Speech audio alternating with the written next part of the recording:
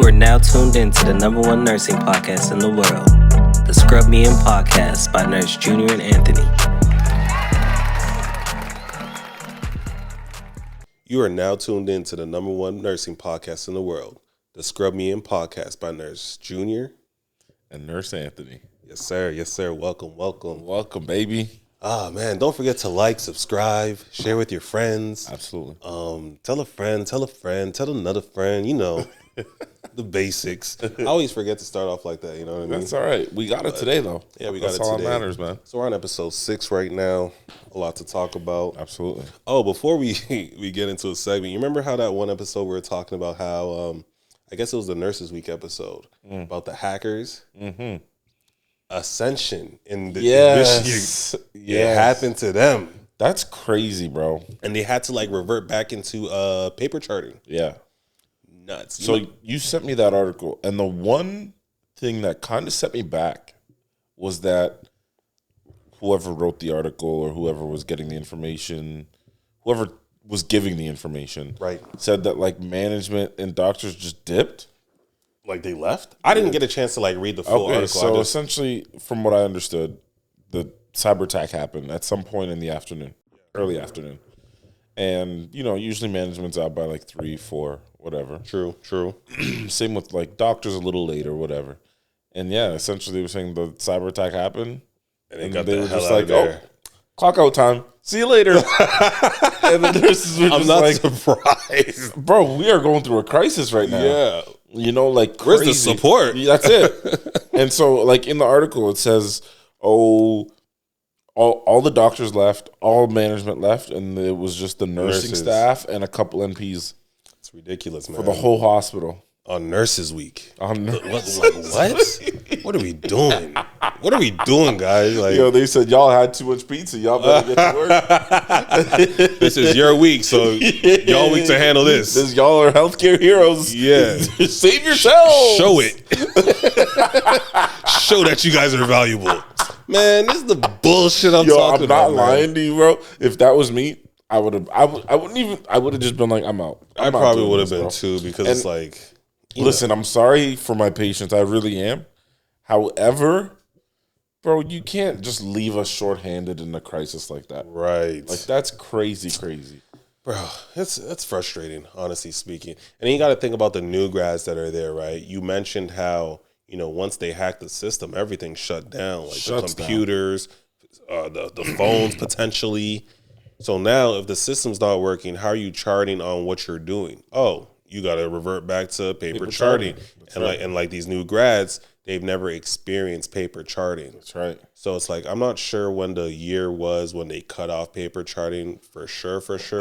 Some areas, some states, some countries, they may have cut off like maybe before 2016. Right. But you got to think about it, during the pandemic, we're all digital now. That's right. So, you know, anyone that's graduated after the pandemic, all they know is, you know, charting on the computer system, That's right? it. So they have no idea on how to do paper charting. It's complex. I don't know. It's time consuming. That's the other part. Absolutely. And here's the thing. In this article, this happened in the U.S. I feel like you guys were ahead of time when it comes to computers. Yeah. You know what I'm saying? I feel like in Canada, everything is still pretty new. It feels new to me still. So for us, even though it was a headache, for the nurses that have been there even for the last 5 years, we're like, oh, we've done this before. We know what it's like. We can, you know, it might take a second, but yeah, we'll pick up by on day 2, we'll be just fine. Exactly. You know what I'm saying? Yeah. Whereas I feel like in the States, because you guys have been working with computers a little bit longer than us, it may be like you have nurses that have been working for like 6, 7, 8 years that have never paper charted. Yeah. You know what I'm saying? And then it becomes like, what do we do? Like, no, and the people that are supposed to show us are walking out the door. You know what I'm saying? Right. Like, that's crazy. That's what I'm saying. There's no support. And for me, I would have a hard time because I haven't done paper charting since nursing school. Yeah. And I got into nursing school in 2011, 2012. So it's like, what? Like, you got to go back to paper charting now? Like, That's what I'm saying. It's very time consuming. So imagine doing patient care. After you're done doing patient care, you got to go straight to that a page or a paper, and you got to document what you did. Right. That's just wasting 10 minutes. And for me, like when I think about that situation, I think of like our unit. Yeah, there are some patients it would suck for. Like when we have really sick patients that have drips and have around the clock meds and all these things. Yeah, it sucks for them because now it's just kind of like, how do we monitor all this? You know. Bro, I think of ICU patients. I think of ED patients. And I'm like, not only that. I just thought about this when you mentioned medication. So when you're short when your medication's about to run out, you typically got to contact pharmacy and place a request. So you can place a request on the computer, or you can just give them a call. Usually it's through the computer, but if the system's completely shut down, can't do that. How are you going to communicate with pharmacy now? So what you expect me to walk all the way down to the 3rd floor while I'm on the 6th floor just to talk to pharmacy and say, hey, I need this medication. Can you whip it up for me real quick? Nah, there's no way in hell. But that's the thing. And because you can't necessarily pick up the phone and call because they're inundated with calls at the moment. You know what I'm saying? Everyone's trying to call them. True. So literally the only option if you need an answer is to go down there. Yeah. And not only that, the phones are shut down there too at Ascension. They said the phone lines are down, computer systems down. So it's how do you communicate with radiology, with pharmacy, with with dietary? Like how do you what? So for them to leave, that's bullshit. That's bullshit. That's crazy to me. Yeah. Because here's the thing. Ours sucked. But where I give management their flowers is, bro, for months they were staying late. You know, they were making sure processes were in place, that they're being followed, that they essentially handheld a lot of the newer staff. Yeah. You know what I'm saying? So, and let's say obviously at some point they do have to go home. We always had extra nurses, helping hands on deck to make sure that the loop on a lot of things are being closed, even though processes are also a lot slower. And anyways, like we had things in place right away. Like I wasn't there the first couple of weeks it happened, but from what I heard, like management was there. Like for them to just leave is just crazy to me. And that's in Canada for you, right? Yeah, for sure. And yeah, that was in the States in Ascension. So yeah, hopefully that's situated, but I don't know. That's sticky. I mean, and for us, man, again, we still had our phone lines intact, and we could at least fax, which sounds crazy in 2024 because who the fuck is faxing? Yeah. But at least this is how we were able to communicate with pharmacy, right? So even though they're getting 100 faxes, I mean, you can go through those one at a time, and get through these meds. You know what I'm saying? Yeah. Whereas it sounds like in Ascension that was not the case. So I don't know how the hell they get through that. Because for us, that was our saving grace. We still had our phones, and we still had our fax machines. I guess the best way as nurses, we're very resourceful. So, I mean, if it were me, I'd probably go down to pharmacy and get everybody's phone numbers, put it in my phone and be like, all right, this is Joe from pharmacy, Tina from pharmacy, and then go back to my unit and then, just text them. Just regularly text them with my phone. I guess that's the best option. That's the only thing you can do. But I guess, if the Wi-Fi is down, that's another problem. And how are we getting paid? So that was a big thing for us too. So like till this day, we're still like paper pay stubs. Oh, like how they did it back in the 90s? Yeah, so we're like paper pay stubs. And from what I hear, they have no...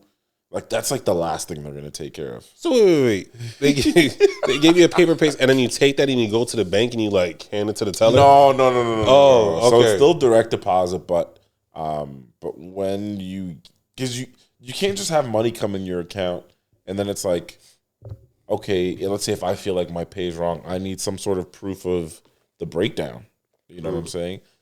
We used to get those emailed, our pay stub. So on like Monday night, even though we're getting paid Thursday, we could see how much we're going to get paid and what the breakdown is. So I could call payroll on Tuesday and be like, yo, this, and this is wrong.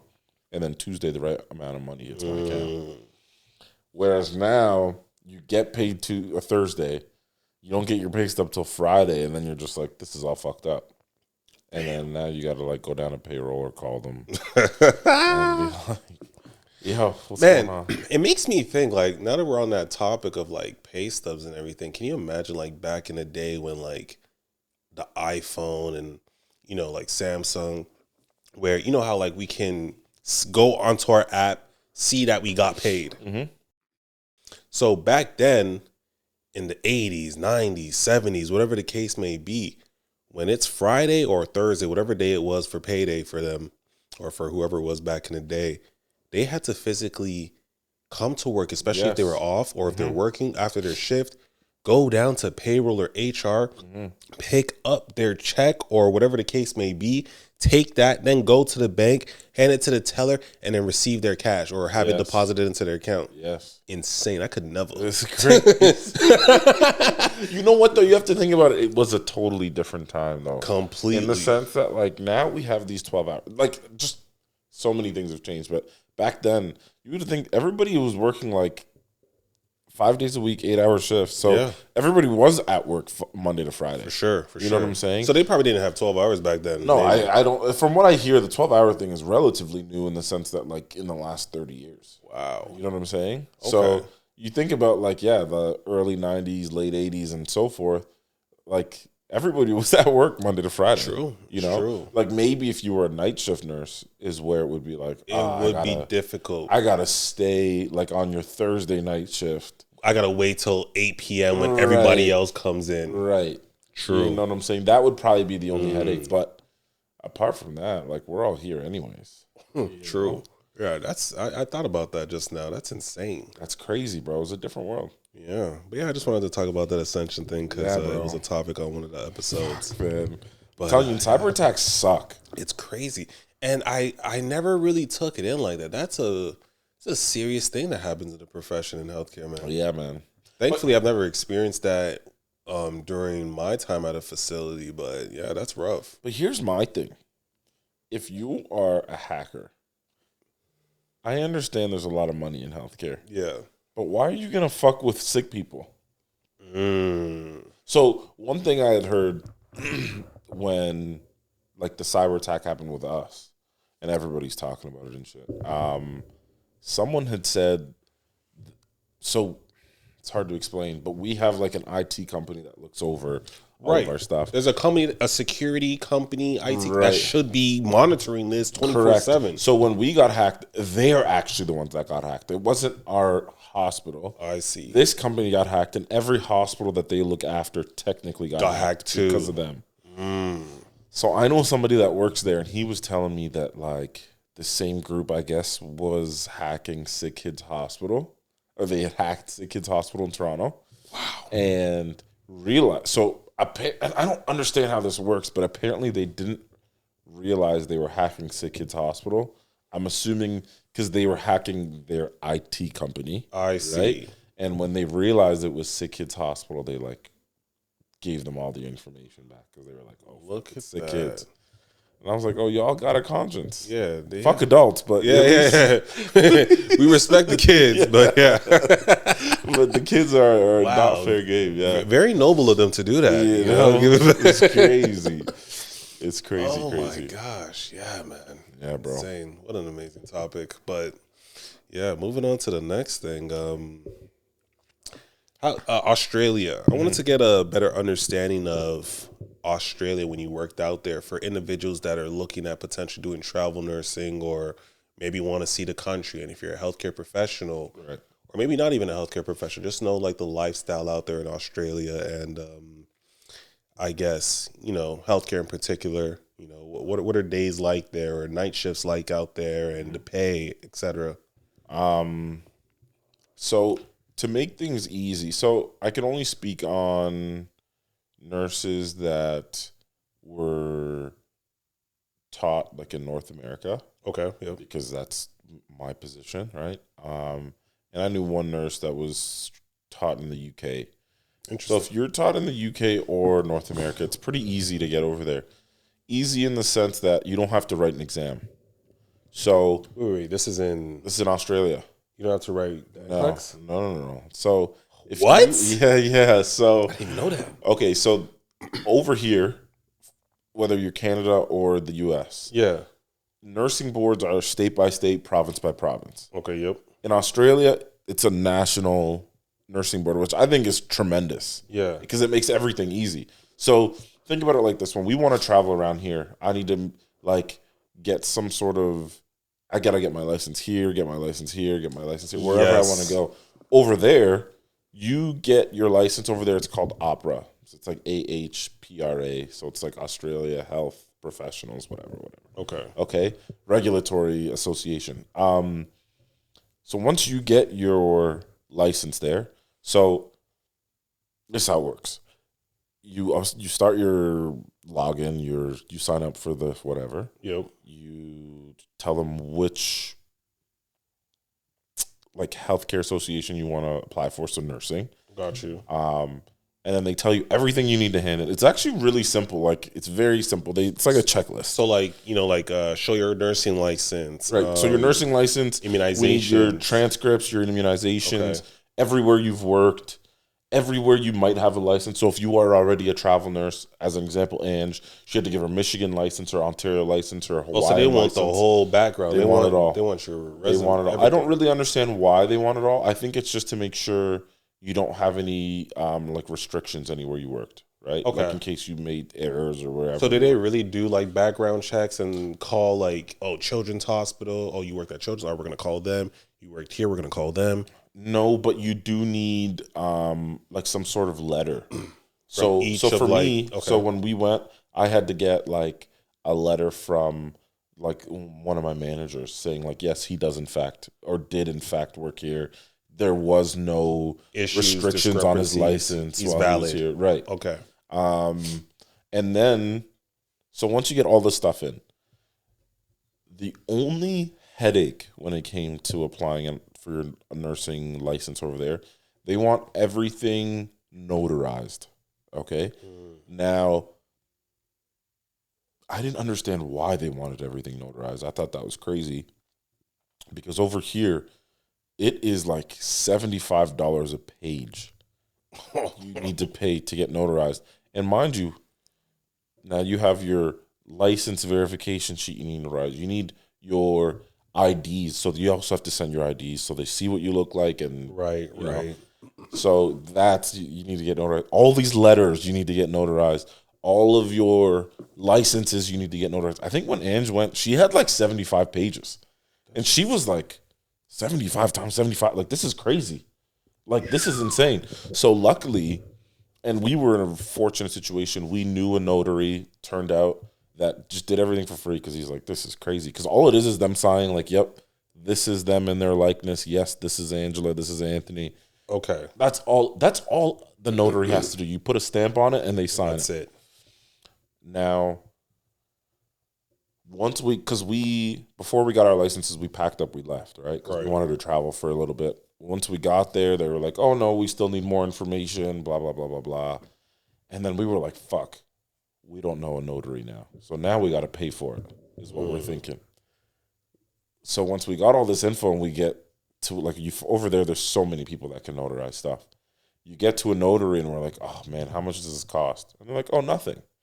And we're like, no wonder y'all want everything notarized. For you guys, it costs nothing. Yeah. For us, it's like $70 a page, $75 a page, and it costs a lot of money. So for someone who, like myself, I've only worked in the States as a nurse. Mm-hmm. If I wanted to go to Australia, you're saying I shouldn't get everything notarized here? I can get it notarized there, or not necessarily? No, not necessarily. And the reason I say that is because once you hand everything in, there is a processing time, which is about 4 months. Okay. So unless you're willing to travel for 4 months or do odd jobs for 4 months, which is what we did, then that won't work for you. I see. And now that since COVID, a lot of these processes, they found holes in them. Everything's online now. At the time, you had to mail everything in, which is why it took 4 months. Okay. Right? So now imagine we get all the stuff notarized, we mail it in. It takes like 2 weeks just to get to Australia. And then you got to wait a few months for the processing time, and then they mail it back to you, and it's a whole thing. But now that since COVID, you can do everything online, even with your nursing boards, everything going. It goes relatively fast. So it's not as, for us, it was 4 months. I would assume now it's a little bit faster. But yeah, once you get your nursing license there, you are certified to work in the entire country. You can work anywhere. Gotcha. And there's a really good company called, and I'm plugging them, but it was an easy company to work with, Healthcare Australia. Okay. That helps. They're essentially a nursing, travel nursing company. Like they're, I don't know what the word is, like agency. So like they recruit nurses and Correct. they'll cover that process of notarizing essentially, or not necessarily. They will help with some of the fees, but once everything's done, so you pay originally, and once you agree for them to be with your agency, then they'll give you some money back. Okay, so they'll reimburse you. Yes, not for the whole thing, but they will some. And then man, they have jobs all over the country that until this day they still send me a lot of things. And this is Healthcare Australia? Yeah. Healthcare Australia. Cut that check, man. Cut that check, man.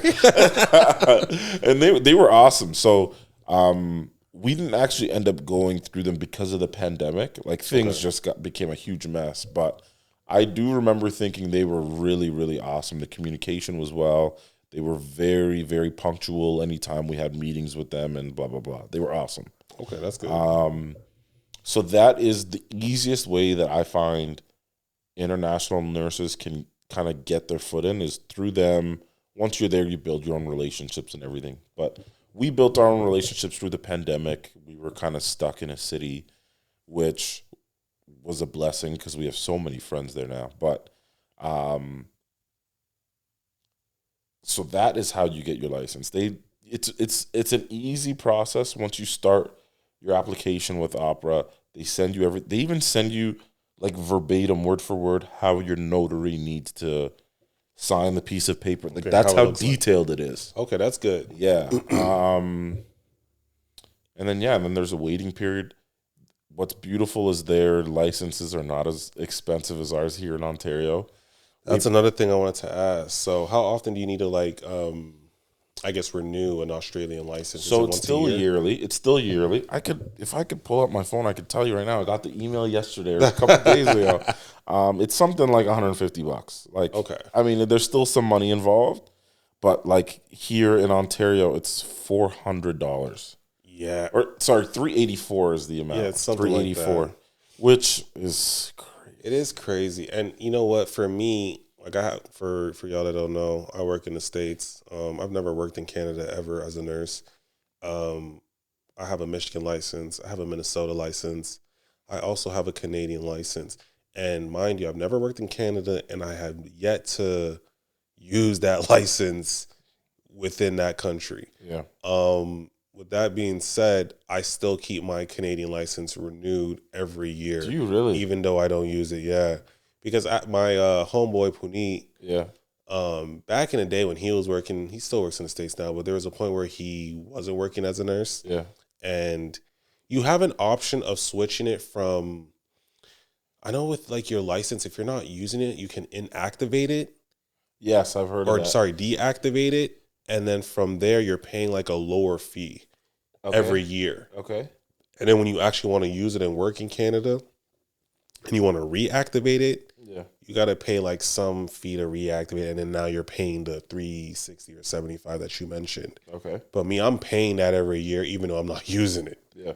So I'll just keep it active just in case, anything can happen. You know what I mean? In the States. Yeah. Like imagine like another pandemic happens where now no one can cross the border. All right, now I'm screwed because I got to find a job here now. Absolutely. But thankfully during the pandemic, I was able to, still cross over the border and work, which we'll talk about a little bit in this episode as well too. But yeah, that's essentially it. So once a year, $150. Yeah. That's USD or Australian dollars, right? Australian dollars, but Australian dollars are at par with Canadian dollars. So it's like $150 Canadian, you could say too. Got you. And so even though there was no exam, once they essentially say, yes, we're going to grant you a license. You don't have to take an exam, but they say you have to take this course. And so I was thinking, fuck, like I don't want to do this course, but it is what it is. Bro, the course is it's not even really a course. Essentially, it talks about like Aboriginals in Australia and how their healthcare system works, and it's just an informative course more than anything. Okay. And yes, technically you have to pass, but as you're doing it, there's like the answers are so obvious, bro. Like I've never taken an easier course, if that's even what you can call it, and I got it done in a night. So that course is online. It's online. It's like on your account. It's like one of the things you have to do to be granted your license. Got you. You know what I'm saying? And And it just does inform you about like Australian history, and we have like the jurisprudence exam, which is essentially like the legal side of nursing. Yep. That is what's in that course, but a lot less rigorous than jurisprudence. Not that jurisprudence was hard, but it's just a lot easier to navigate through. It's really easy. Like I can't imagine that somebody gets a nursing license and can't pass that course. That's how easy it is. Like you can't fail it, and you have unlimited attempts at like. So for like the new grads right now that are graduating, so for them, if they wanted to work in Australia, they don't even need to write the NCLEX. If they wanted to work in Australia, you would, because you still need you need to have a license. So you need a license where you were taught, essentially. That makes sense. Yeah. So you still have to do but once you're granted the NCLEX, you never have to work here. You could just be like, yo, I have it. Here it is. So for individuals that graduated in Australia, same like you mentioned, they have no NCLEX. So if you're a nursing student in Australia, you're not. No, they have no NCLEX if we want to go over there. I got mixed up. If you are a nurse in Australia, you go to school there, you do have like a board exam you have to take. Okay, their version of that. Correct. But if you're an internationally qualified nurse, so that's the big thing, internationally qualified nurse, you have to be qualified to work here. Got you. If you are a nurse here, then that is the process to get your license there. And once you have your license there, bro, like it's all gravy. Again, technically we didn't have like travel nursing jobs. Like it wasn't through HCA because of the pandemic, but man, what we were paid was insane. Like our basic, for example, I started like low of the totem pole. Like Ange built her way up so fast, but I started super low, and like my low pay was like $46 an hour. Base. Like that is like. And this was during the pandemic. This is during the pandemic, but this was like everyone there, essentially, for the most part, if you work public sector, which is most people. Okay, So you work public sector. You didn't work in the hospital. No, correct. Well, they have a public and a private. Got you. So their healthcare system's public and private. And I worked community mostly. So I worked for the government. So I started at $46 an hour. If you work nights, which I didn't really much, there's a premium. Like if you work after 6 p.m., your pay goes up by like $4 an hour. And then you work Saturdays. It's time and a half. And this is not even just nursing. Like if you go over there while you're waiting, let's say you're waiting for your license and you want to work odd jobs, this is everywhere. Saturdays are time and a half. For any profession. It doesn't matter. You could be a garbage man. You could be a because I bartend. Yeah. When I bartended, whatever. Right? Time and a half. Time and a half on Saturdays with a night premium. So if you work Saturday nights, it's more. And then on Sundays is double time. Again, across any profession. And then there's a night premium again. Wow. It's crazy, bro. It doesn't make sense. Damn. So, so a lot of these new grads right now, if you're listening, or any nurse. Yes. You hear that? That sounds like the life. Honestly, we really, really, really enjoyed life. Again, the only reason we moved home, we were having a baby, and it was just too hard to switch visas. And even the visa. So one of the things, if you go there and you want to work, is you have to get a visa. Living in Canada, you can get what they call a working holiday visa over there. Mm-hmm. There's not really many restrictions on how much you work. You can work as much as you want. You don't have to work for a specific employer. And working in nursing healthcare, so usually on this visa, you essentially work for a year. If you want to renew the second year, you have to do like 3 months of like specified work. So a lot of people just go and work farm work. It's easy. Okay. So with Australia, what was I guess like the demographic in nursing? A lot of Caucasians. I mean, yeah, of course you see. I feel like across the board, you always see a lot of white folks. But one thing I found really cool over there was a lot more black healthcare workers, primarily nurses. Okay, that's good. Which was cool to see. The reason being over there, their indigenous people are black, right? Okay. So that is one thing I felt like was really cool to see. Now, the facility I worked at, there wasn't too many, but when I had to go to the hospital a couple times, and You go into other healthcare settings, and you'll definitely see more than we would here, for sure. I'd say. I don't know the exact numbers, but I know one of the things, like when you do register in that course I was telling you about, they're very, very open to the fact that they do push for more Aboriginal healthcare workers. Like they're happy, like they're open to it. Yeah. Or open about it. And so once you do get in the field, you do definitely see, at least being from North America, there's definitely a difference. Like you see a lot more. For sure. Okay. And then obviously you didn't work in the hospital, but in terms of Angela did, right? Your wife, she worked in the hospital? She worked closely with, so she technically worked on like hospital grounds, but she worked more in like outpatient clinics. Okay, because I was kind of interested in learning about like the politics side of things out there in Australia. Would you say it's kind of similar to how things are here, or? See, it's hard for me to say. So I worked with like a really specialized group of healthcare workers when I was there. I worked with a group called OSMAT. Shout out to OSMAT. Okay.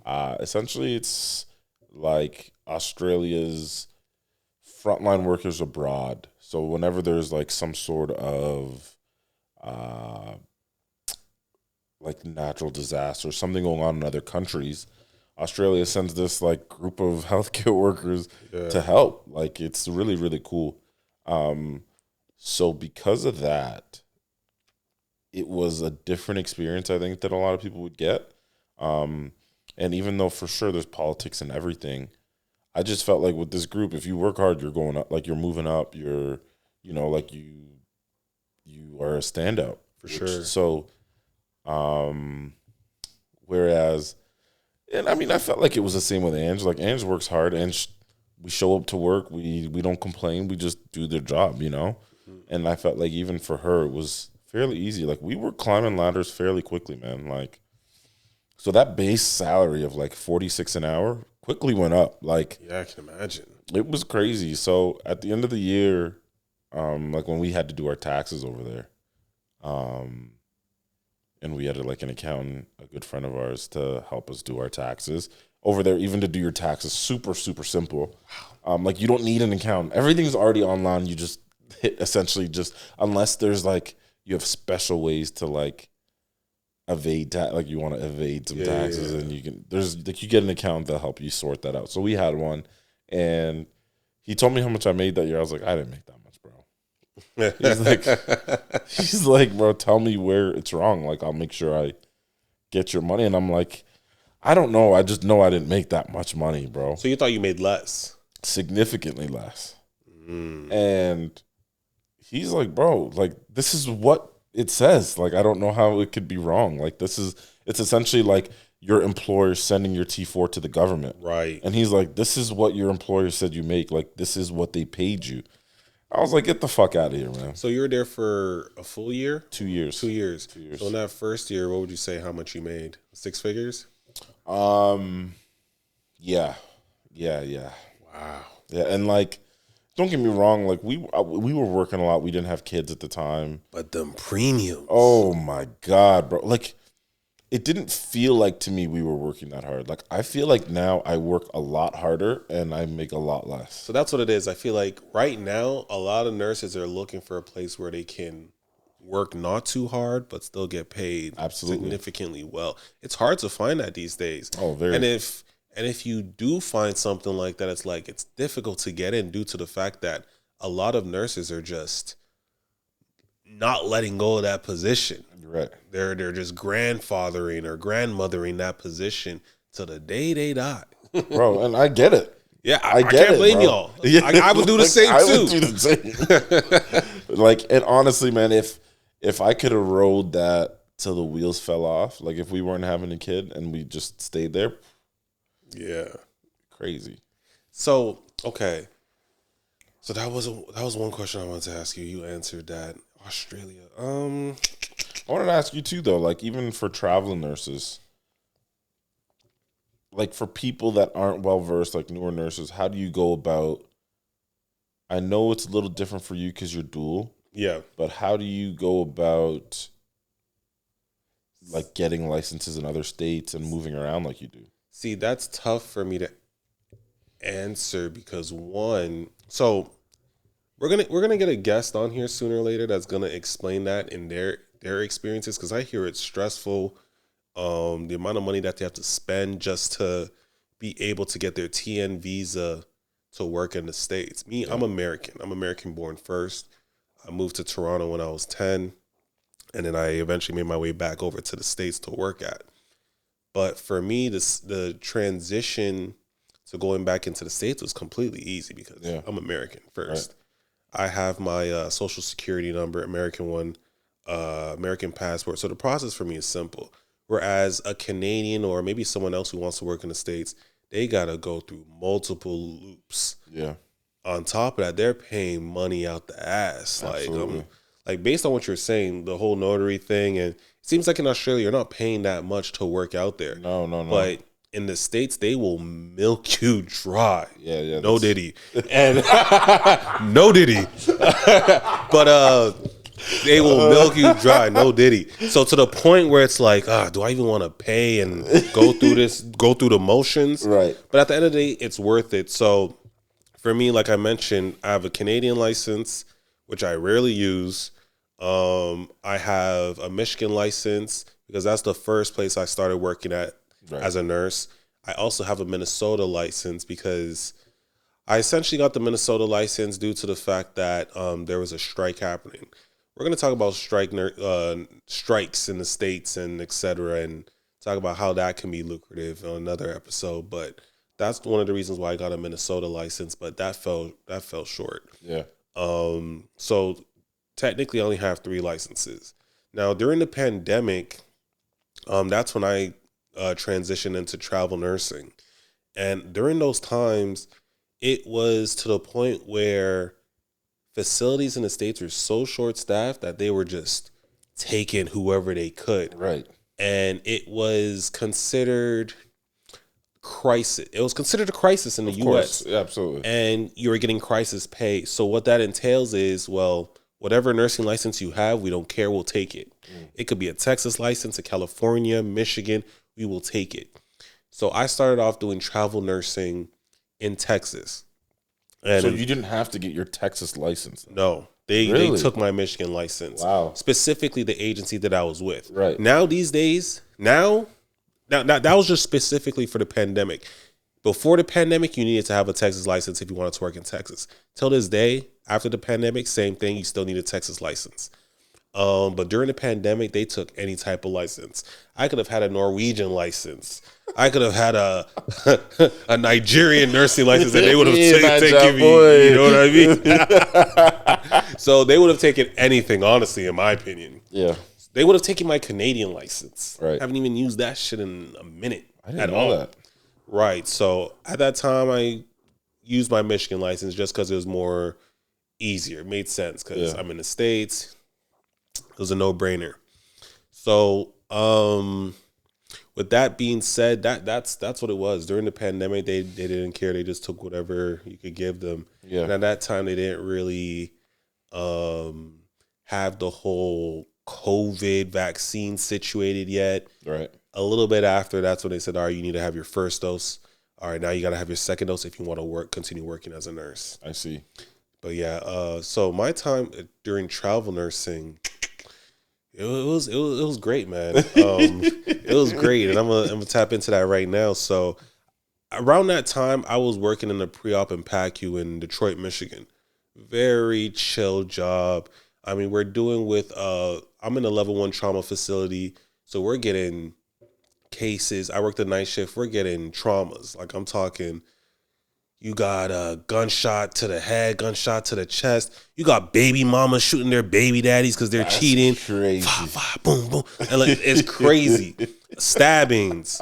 You got individuals that are just doing the most and they're coming in. Anyways, for the most part, it was super chill because I transitioned from the ICU over to pre-op and PACU. Right. Most people don't do that at the age that I was at. I think I was like 25 or 26 when I transitioned over. I just needed a change from the ICU. But now at this time, it's the pandemic. Pandemic hits.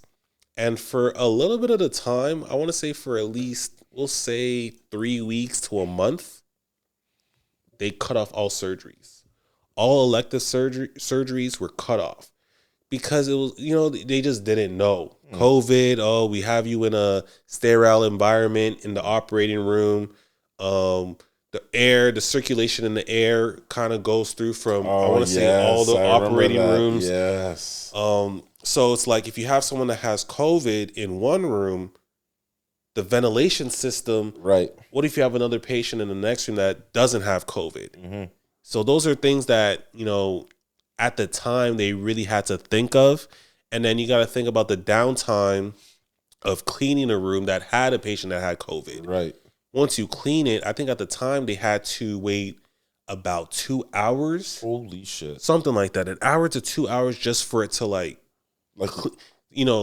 for sanitation, right. They bleach wiped everything. Yeah, for us they call it like a NOCO spray, where essentially they put like this spray in the room and everyone has to leave the doors shut and it just does its thing. So maybe they did something like that because they would shut the room, put a sign, and no one can go into that until EVS Environmental Services came back and opened up the door. Wow. So that was what was going on during that period. But nevertheless, so they cut off all elective surgeries. And during that time period, we weren't doing anything as pre-op nurses or PACU nurses unless there was a trauma that came in. Right.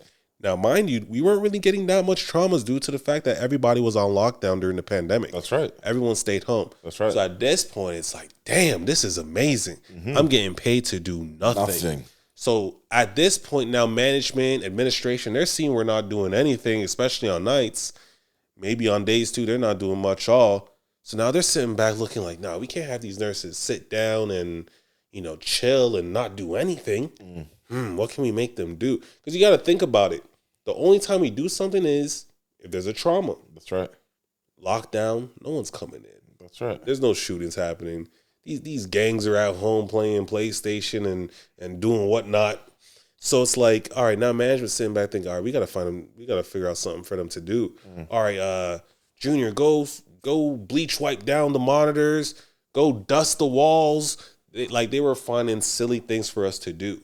It was insane to the point now where now they're trying to pull us from PACU pre-op and send us to the ICUs to work. They did do that. Even I heard they did that. Yeah. Me, I didn't care as much. They never did that to me. But, and especially on nights, you can't, because in the pre-op and PACU in the hospital that I worked at level 1 trauma, you only have two nurses on nights. Right. For the pre-op and PACU area. And for the operating room nurses, you only have 2 nurses as well, too. Now, on days, that's when they were pulling people and trying to send them to the floor. And then after that happened, you have some nurses who went once to the ICU. They came back, they said, yeah, no, F that, never again. I'm not going up there. Like, it was a war zone for them for what they were saying. Absolutely. And a lot of these pre-op and PACU nurses, you got to really take it in. They haven't been in the ICU setting since, at least the ones that I worked with, maybe in the 80s, 90s. 100%. So it's like they don't really remember the flow. And times have changed, right? Tremendously. Completely changed. So they just couldn't adapt to the change. Yeah. So when they came back from working in the ICU, getting pulled there, no, we're not going back there. I refuse. If you send me there, I'm going home. Like that's when the bottle opened up and the attitude and the emotion started to pour out. Absolutely. And they were like, no, I'm not going back there. So even for us, that happened once. And on nights, I got floated to a unit where on a night shift, every single nurse called in sick except one on a unit. So, and this is during the pandemic? This is during the pandemic. So we just moved home. So I'm home for I've been home for like 4 months or something at this stage. And they float me to this unit, no big deal, I think. And, bro, there was 3 nurses. So there was the one nurse that didn't call in. Right. And then they got 2 nurses from other units. Okay. Because every other unit was just inundated. So were they. They were full census. 3 nurses for 30 patients. Bro. I'm going home. So, and then they're like, oh, so we had a UNE, which is like a nurse's aide. Right. She tested positive that night. I was furious, bro. My God. So I'm going to tell you the story to say. Wait. So they tested her. What prompted them to get tested? Let me explain the PACU thing first. So they were like, "Oh, we got a PACU nurse coming to help you guys too." I already know. I was like, "Dope." So she came up, and again, 10 patients for 3 nurses, or 30 patients for 3 nurses. So we had 10 each. Mm-hmm. And she came up, and I was like, "Dope. Can you like take just a couple of my patients, a couple of days?" She was like, "I'm not taking an assignment." So why are you there? I was like, "Why are you here?" She said, "Oh, like they said you guys needed help." Yeah, we need someone to take an assignment. She's like, "Nah, I'm from PACU. I'm not taking an assignment." Like, and what's crazy is it was like this short, skinny, young white girl, and she was talking like a fucking gangster. I was like, "Do you know who you're fucking talking to, bitch?" Like, is she older or she was about my age, but she was just man. like, "Nigga, what are you gonna do?" Like, I swear she could have called me a nigga in that moment. Like, nigga, what are you gonna do? And I was just like, honestly, these PACU nurses and pre-op nurses, especially OR nurses, they really have pull because, in a sense, they really. But her excuse was what you said. She was like, "Yo, surgery could come in and they're gonna pull me back downstairs." Yeah. So they'll pull every single excuse in the book. That's 100%. Actually very valid. It is. You know but what I was mean? like, "But they ain't pulling you right now, right?" Right. She was like, "No." I was like, "All right, get up." That's the thing. So she'll use, "Oh, there could be a trauma coming in. I may need to go into surgery, or I can't take that patient. I've never had a patient like that before." Right. Bro, she's like, "All right, I'll help you guys out." She like went down the hall, disappeared, bro. We didn't see her for like 8 hours. Oh yeah, she went back down. Bro, she went back downstairs, came up, but the worst part is, came up like we didn't ask her for help 8 hours ago. like, where have you been? Man. So listen to this now. This is how this unit aide caught COVID. So I get on the unit, and my first 2 people are like just a mess, bro. One dude is a diabetic, sugar of like 30.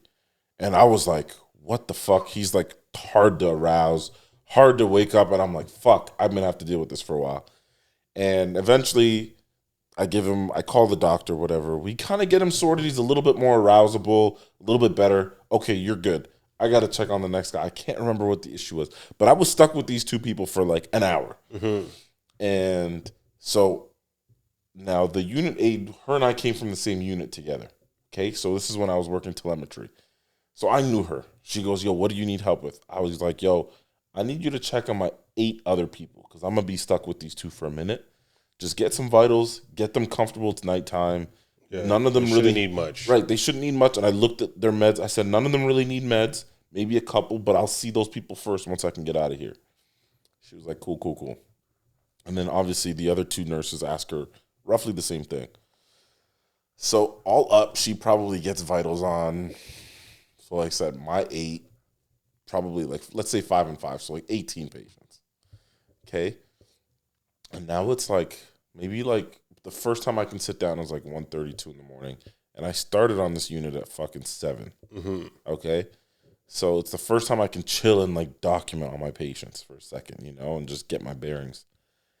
And this is again, middle of the pandemic. And at this time, if you had any symptoms at the hospital, like as a staff member. Oh yeah, they're sending you home. No, not yet. You have to go downstairs. They rapid swab you. If it comes back positive, someone has to bring your stuff downstairs, and like you can't come back to the unit if you test positive. That's how it was. Yeah, because you don't want to risk exposure to everybody that's else. Right. So, mind you, this young lady has seen 18 of the 30 patients on this unit. 18 is the number I'm giving, but it might have been more. Mm-hmm. All I hear as I'm documenting is.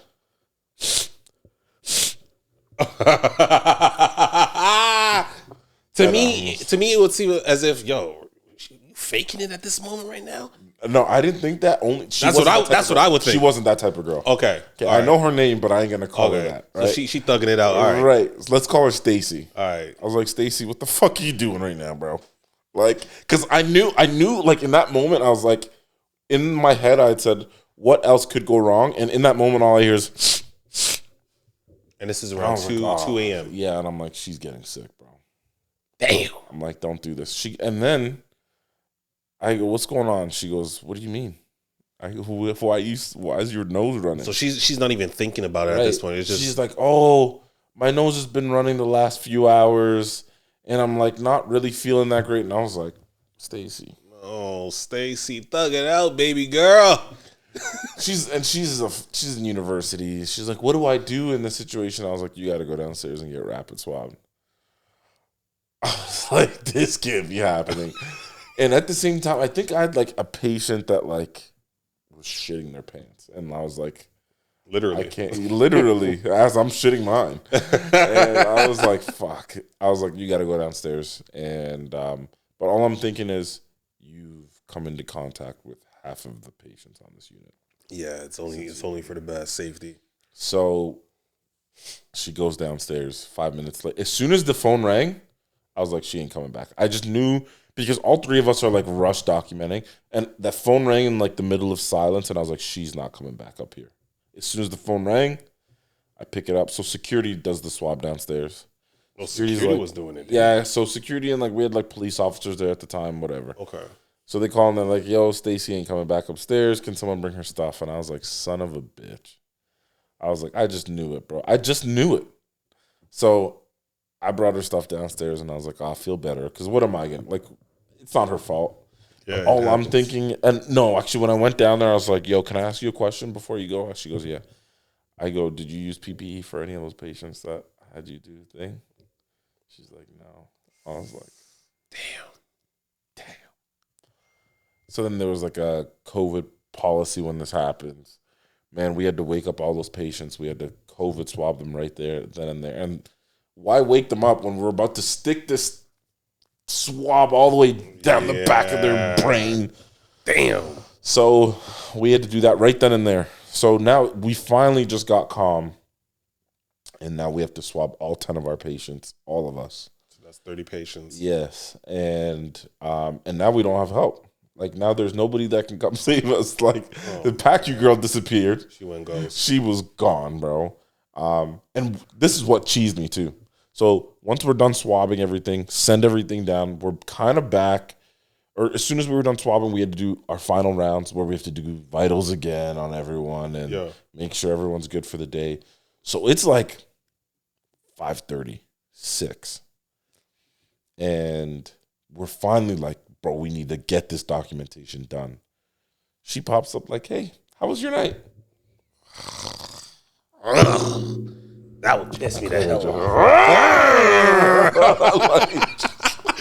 I was like, I hate this girl. I don't even know her. So that was my pack. That's my like PACU thing. I don't like nurses from the PACU because of that girl. PACU nurses, they can get away with OR PACU pre-op. They get away, and especially during the pandemic, I'm not gonna lie, we got away with a lot, but mainly the OR nurses. They had like, so in pre-op and PACU, I'll be quick because we got to wrap it up. In pre-op and PACU, you need ICU experience in order to get into pre-op and PACU. Right. Now, a lot of the times, the veteran nurses that are in, pre-op and PACU, the older ones, it's been years since they were in ICU. So when they're getting pulled over there, they can't really remember certain things, policies. It's a safety meds risk. Are so honestly. Different. Yeah, absolutely. Yeah, man. But now, when we talk about OR nurses, you don't need ICU experience to work as an OR nurse. Mm-hmm. You just have to go through extensive training just because you need to know your instruments and machines. You got to know the personnel of every surgeon. Right. So it's extensive training. And everyone has a role and everything in the OR. Yeah. And you're scheduling cases as well, too. So OR nurses, they do have a lot to do. But when it came down during the pandemic, they had the ultimate green light to avoid anything. Like, absolutely. They tried sending some OR nurses to the floor, and kind of the same story that you said. They just came back and they're like, nope. Like, to the point where they didn't want to do bed baths. Nothing. They didn't want to wipe ass. Nothing. They didn't want... one nurse was like, I don't even, AccuCheck.